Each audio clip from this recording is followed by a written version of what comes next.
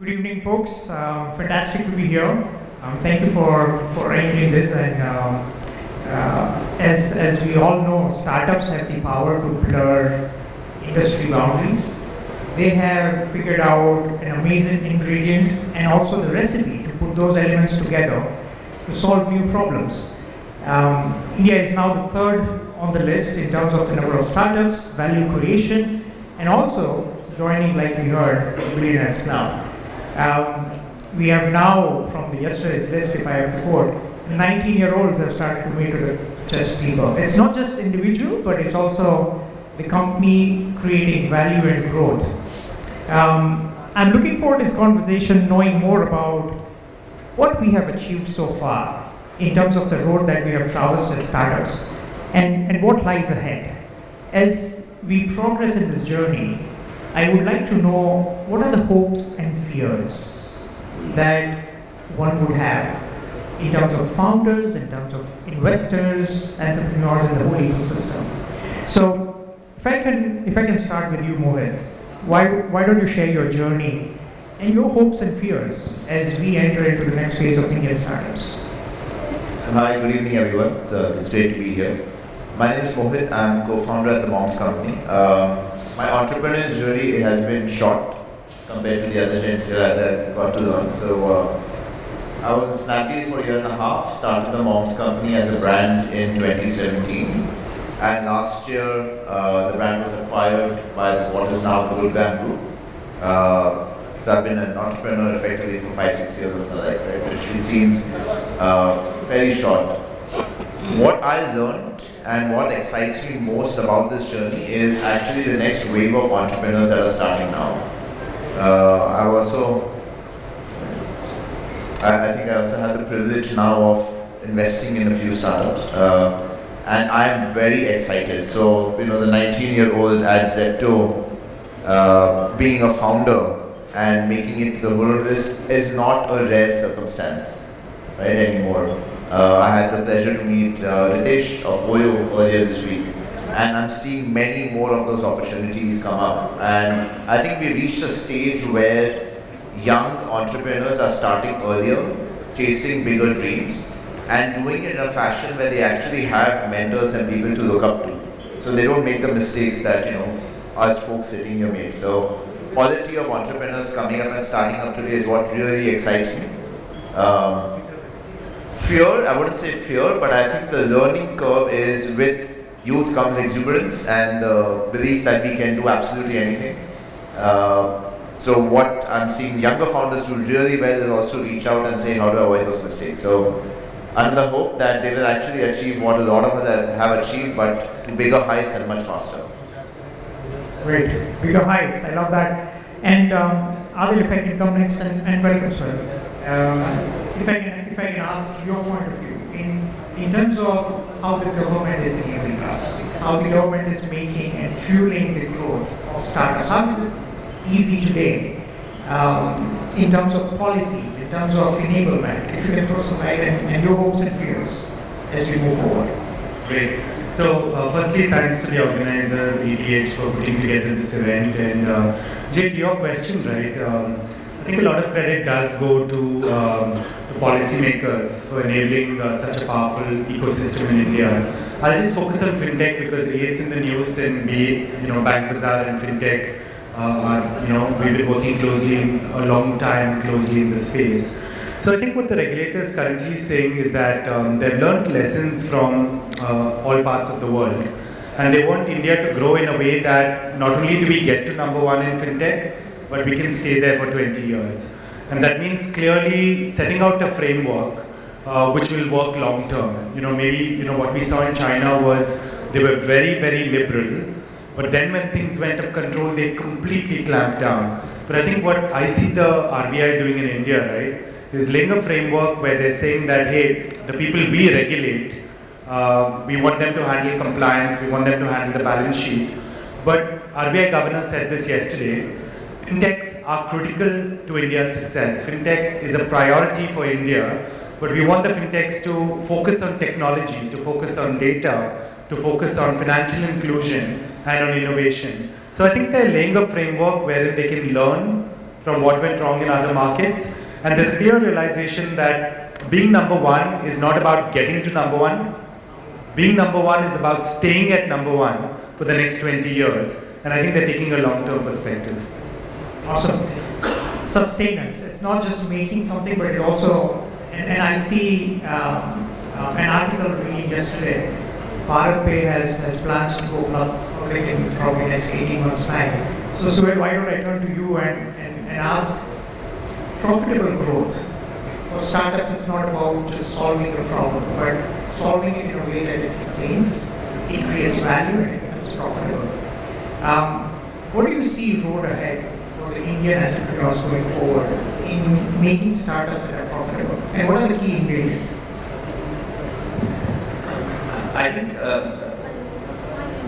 a lot has been said about startups actually not making money. I think at one level we're too harsh, right? So I think profitability does not mean that you make necessarily profits from day one.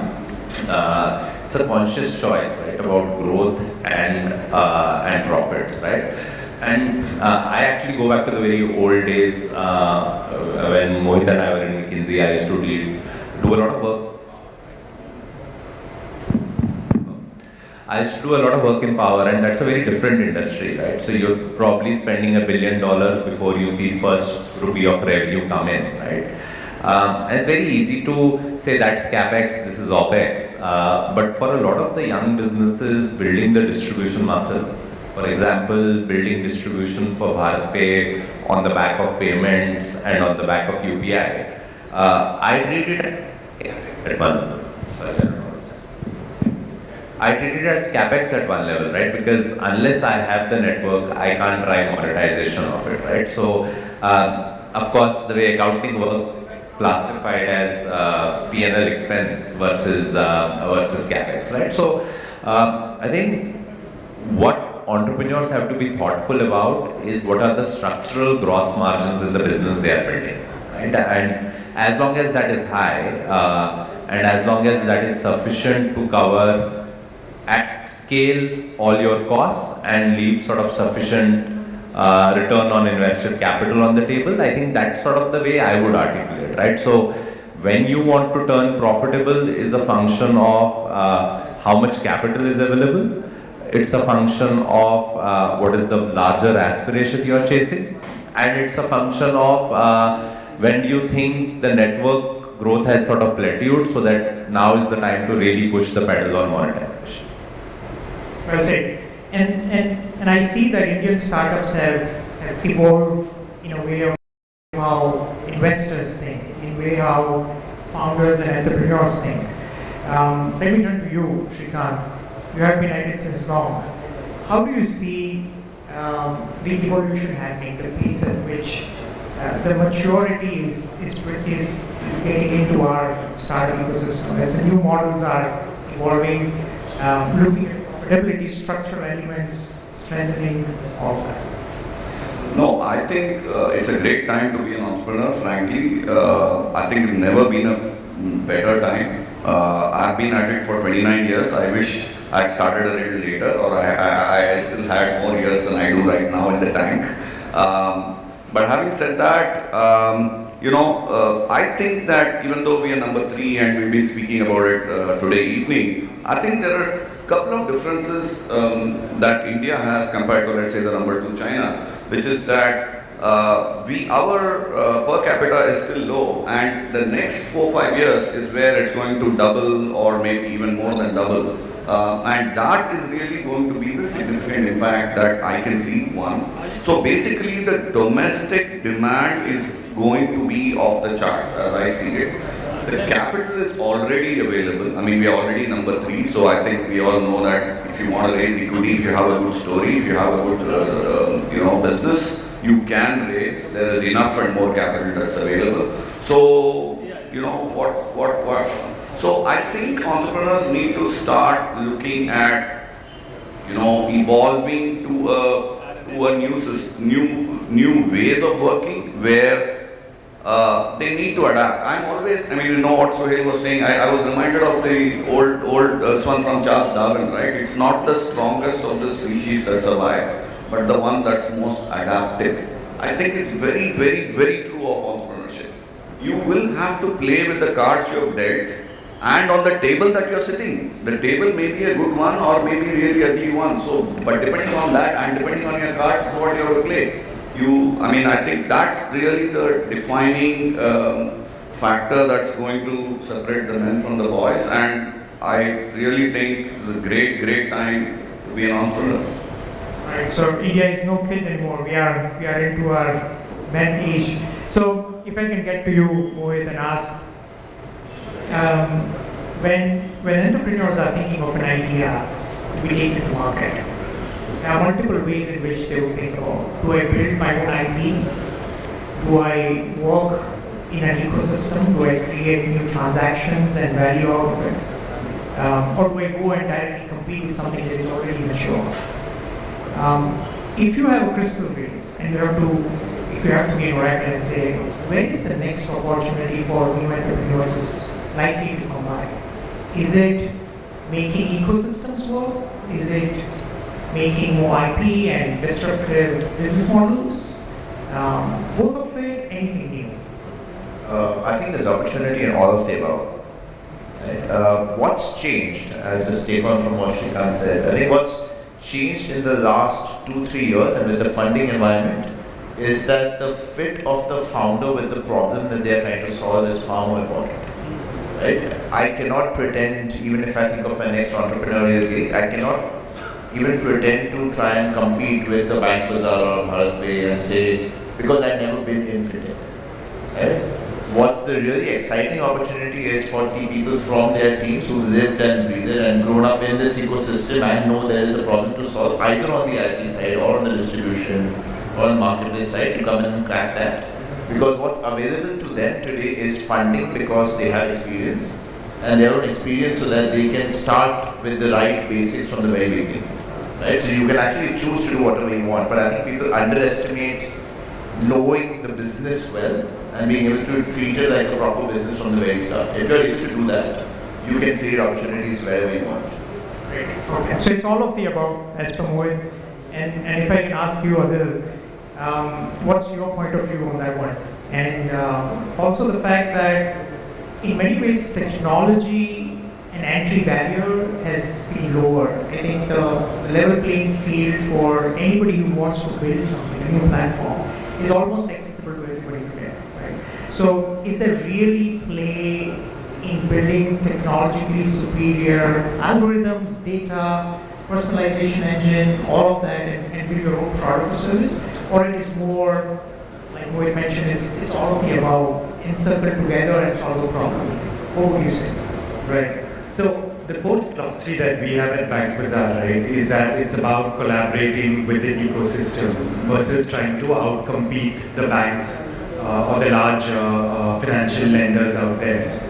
The reason we believe this, right, is we feel that there are certain areas where a large bank, however large it might be, wants to partner. Areas like they want to access new consumers. They want to be able to use technology to automate the last mile.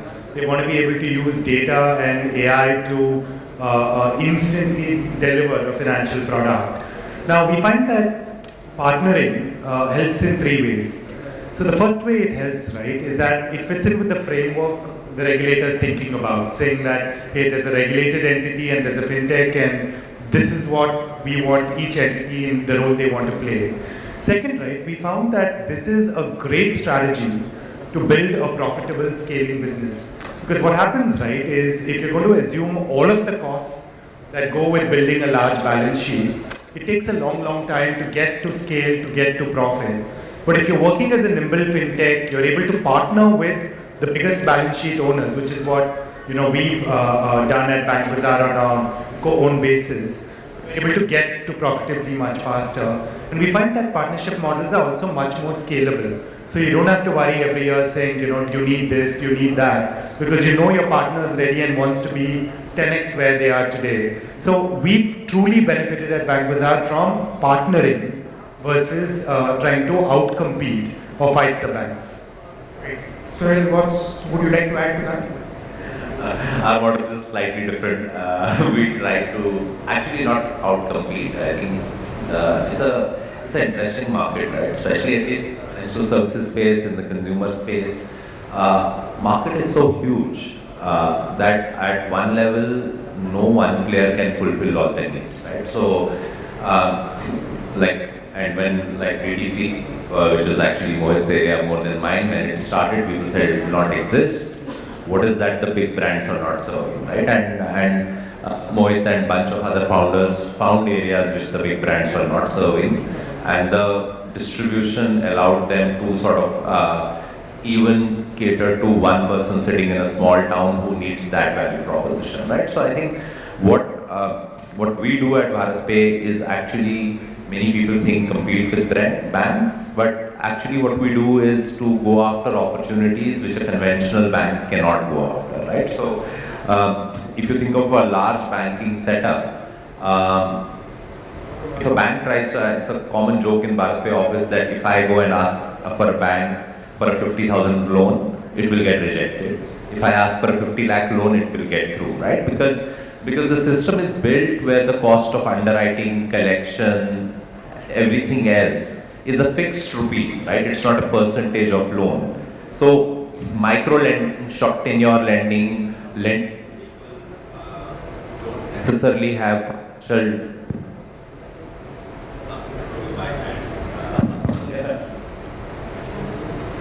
lending to people who necessarily don't have financial wherewithal to sort of provide income tax data, etc., etc. That's the segment we go after, right? And at the highest level for categories like these, I would argue, if competition was something to worry about, and if there was not opportunity for everyone, we would not have sort of 50 banks in India.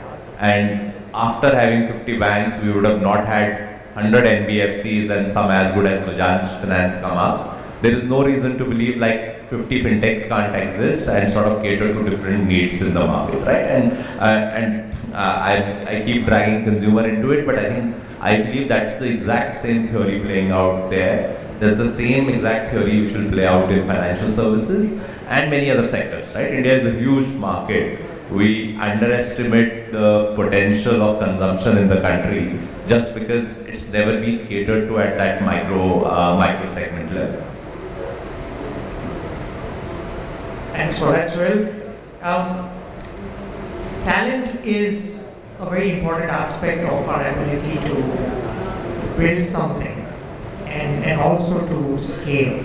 And retention of talent is the biggest problem that bigger organizations today in India, startups likewise, I'm assuming, will be dealing with that problem. And I'm curious to know, how do startups always get it right? They have got a very aligned team. They're all working together in a rapid manner towards a single purpose. And they never seem to leave. And they like to make the difference, and then they probably make the market so much more difficult for services guys to hire them at a higher pay scale. But Srikanth, if I were to ask you, are there any secrets to building high potential teams, retaining them in today's age? I mean, I'd like to know that this one of they never like to leave. I mean, it's actually one of the toughest jobs as an entrepreneur today is finding and retaining great talent. I think that's pretty much, I don't think anybody will disagree on this one, especially, once in a while, there are some silver linings to a dark cloud. I mean, that the funding winter that we talk about, at least will kind of bring salaries to some kind of a level which is acceptable, which is in the last few months at least. So, but yeah, having said that, I've been extremely lucky. I've actually found 2-3 things. One is from a 0 to 1 stage, the teams that you need are quite different most of the time that you would need from a 1 to 10 or a 10 to 100 stage. Quite different. The same horse may not be able to run both the races, in my opinion. It's obviously up to you as an entrepreneur to identify who is the one who's better at 0 to 1 and who is better at 1 to 10 or 10 to 100 and go with them. I believe in 3 principles. The first one is transparency. I think if you're if you're hiring somebody senior, I think you need to be 100% transparent with them even before hiring them, and as long as they work with you. The second one is ownership. I think that's pretty much, nobody today comes, at least to startups, to work only for the cash. They do want a share of the risk and reward to some extent, and I think it's our jobs to make sure that that's presented on the table. The third one, I think, is empowerment. I think, to me, again, if you are hiring somebody senior, at least in a 10 to 100 or a 1 to 10 kind of a role, you pretty much, they have earned their stripes already. So I think your job is to just empower them and step aside, because I can tell you, in my team at Home Lane at least, every single person who works with me in my team is far better than me. I have no shame in admitting it, and I'm really proud of that also. Because I do think that's the reason why you are there. You're supposed to empower them and move out. And I tell you just one anecdote on transparency, probably take 2 minutes to do that, especially during COVID. I mean, we all have had rough rides when COVID hit us for the first time 2.5 years back, right? So we had the same issue. We had 6 months of runway. Burn was unpredictable. Obviously, it was much higher than what we all thought it would be. And we found the same issues.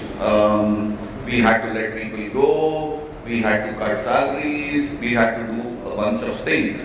But the one thing that I did was, I decided that one single stakeholder, be it the employee or the management or the investor or the vendor or whoever else, cannot bear the whole weight of what COVID is going to bring. The weight needs to be shared was the theme, at least, that I had in my mind, and I transparently discussed this with my leadership team. I told them, you know what, we have to restructure a bit, so we are going to do that. We are moving out of every single office, which we did in like 1 week after the lockdown, first lockdown was announced. We cut salaries starting from me up to the leadership team. So we did all of that, but I didn't stop there. I went to our board and I said, the top 50 people at Home Lane are giving up on an average 40% of their salaries. I don't want them, and the promise was that you won't get it back. I mean, as in, it was not a deferred salary, it was like, you're not getting it, pretty much. I said, I don't want them to do it for nothing. I want the board to agree to a decision to dilute the cap table for a special ESOP pool, which we want to call it a COVID pool. And we said we would pay 2x of what people were losing, because we said if we get through this dark phase, then people should see some upside. Believe me, that was the best decision we made.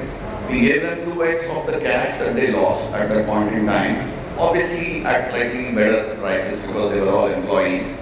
And so at least what happens there is that transparently everybody is seeing what's happening. And when I mean everyone, I'm talking 360 degrees. The employee is seeing, the senior management is seeing, the investors are seeing, every single person is seeing, and they know that the same rule applies to everyone, to me and to anybody else who has ESOP. So I think those are the ones which actually build bonds. The other thing that I realized is that a crisis is a great time to build culture. Because you're not then talking about, अरे यार उसको 8% मिला, मेरे को 7% मिला, वो बाकी वाले को 10% मिला, kind of a thing. You are talking about how do I get out of COVID alive? I mean, you know, you have a larger enemy, so to speak. So the smaller ones. So I feel that those are the ones which really, you know, differentiate great companies, great cultures, and yeah. So what I call TOE, that is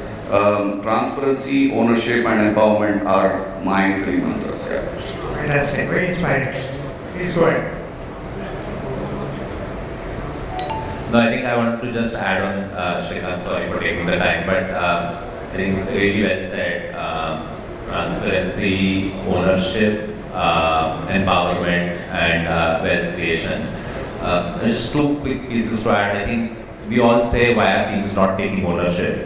They will take ownership when you make them owners in the business, right? And therefore, sort of wealth creation and ESOP pool, it's very easy as a founder for us to say, हम तो 18 घंटे काम कर रहे हैं, why is everyone not working as hard? You have to understand they don't have the same motivation.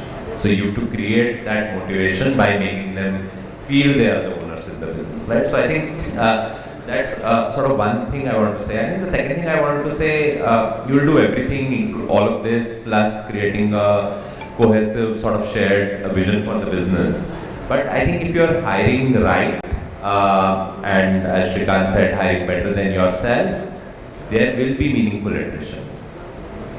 And if the attrition is too low, I think you are hiring wrong, because I think you are hiring people as brilliant, if not more brilliant than you.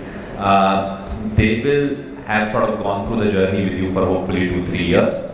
Then they would want to build something even bigger, right? And therefore, I think if you are, my belief is if you are hiring right, some people will stick for life, but most people will sort of stick for 2 to 3 years of the journey with you and then want to do something of their own. And that type of attrition should be, instead of sort of looked at attrition, celebrated, and hopefully they are building something big, and hopefully you are the ones who are cheering them from the sidelines, right? So I think at Bharat we assume 30% attrition is good. Anything less, we get worried. Anything more, then we have to lot more to solve. Great, so meaningful, celebratable attrition. Is that your point of view as well? If you want to add anything other to this topic? On which point? Meaningful attrition. I think that's a tough one. I think that we really have had our core team stay with us for a long time. Through the ups and downs of COVID. I was really moved by what I heard Srikanth say. I think that was brilliant too, because I think we all did it, but he just put it in a nice capsule, which is that one for all for one. So I thought that was really nice. No, I think we really aspire to bring good people in and to be able to provide them what the speakers before me said, which is a combination of deep ownership, clear vision, and transparency. So I thought they answered it brilliantly. Great. I know I'm looking at the clock, but Mohit, if you were to share your one line wisdom and wise words, what would that be? So I'm going to try and tie up a few things together. So trying to tie up attrition and my biggest hope, which is, so I think we've been fairly small and lean. Over the years, we've had 150 employees. My biggest hope, to what Suhail said, is out of those 150, 10 people have gone out to start companies of their own. Right? So that's a huge moment of pride for us, because it's exactly what Suhail said. These are people who stayed the journey with us for 2-3 years, learned a lot, and then went out and to chase their dreams. Right? And to me, that is a big sign of hope. And if you just now multiply that with, we're a small startup, right? These guys employ thousands of people. If you multiply that with what's happened in the last 5 years, how many startups have come in, 100 unicorns, the impetus and the number of people actually exiting that system to unleash a wave of entrepreneurship. That's our biggest hope, and that's why meaningful attrition is fantastic. Linked to that, my one piece of advice to entrepreneurs or would-be entrepreneurs, just do it. The funding winter does not impact startups who are starting off now at all, because it will take you 12 to 18 months to find their feet. So just do it. The best decision we took was just getting started. That's the toughest step. Once you just get started, you will find that a lot of things start to fall in place just because you want to follow your dream. And things just start going away. Just do it. And just do it.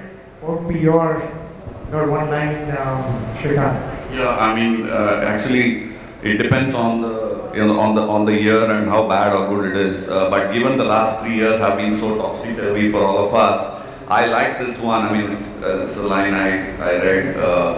I'll actually give you 2 lines. I think, especially given all the difficult situations that have been.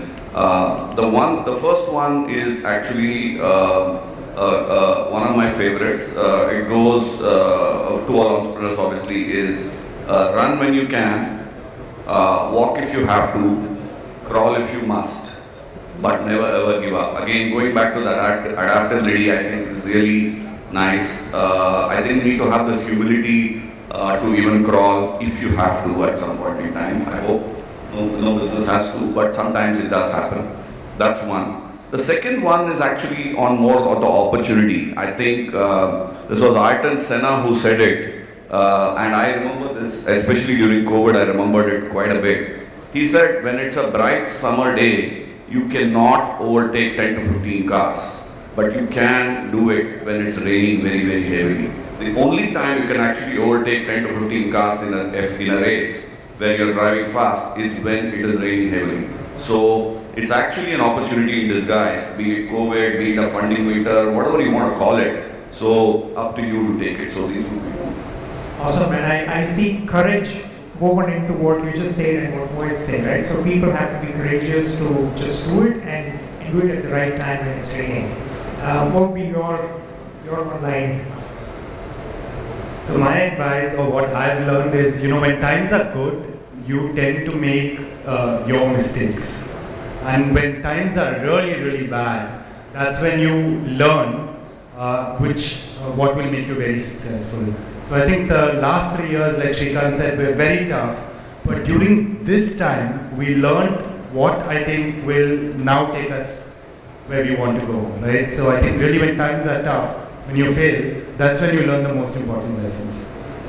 Great. Sorry. Actually, I have nothing new to add. I just use the term a lot often called, I call it embrace the chaos. I think life is going to be topsy-turvy. To Mohit's point, there is never the right time to start, never a bad time to start. Bad times will come, but hopefully, as Srikanth said, bad times are the best times for real sort of businesses to shine, right? So just go with the chaos, trust your gut, trust your teams, and sort of hope that you will land up at the right answer and sort of get ahead of at least your own aspirations, right? So don't sort of, at least to all entrepreneurs who start, I say be comfortable with not knowing stuff. The earlier it happens to you, the better, but at some point you will be out of your depth and you will have to sort of go with the flow and learn along the way. Awesome. Incredible. I think if I were just to what all of you say, it never is as good as it seems and it's never as bad as it seems, right? So, but fantastic set of insights and experience that all of you have shared, starting from where we have come from and what lies ahead for us, in terms of the construct and the building blocks of startups to not only make mark, create value, but sustain. In terms of how to retain talent, some of the principles that are going to differentiate us in the market, where to collaborate, where to compete. I think it's a ton of knowledge and experience and insight that the audience would appreciate. So thank you very, very much for all of your time. It has been fantastic moderating this panel, and thank you audience for such a nice listen.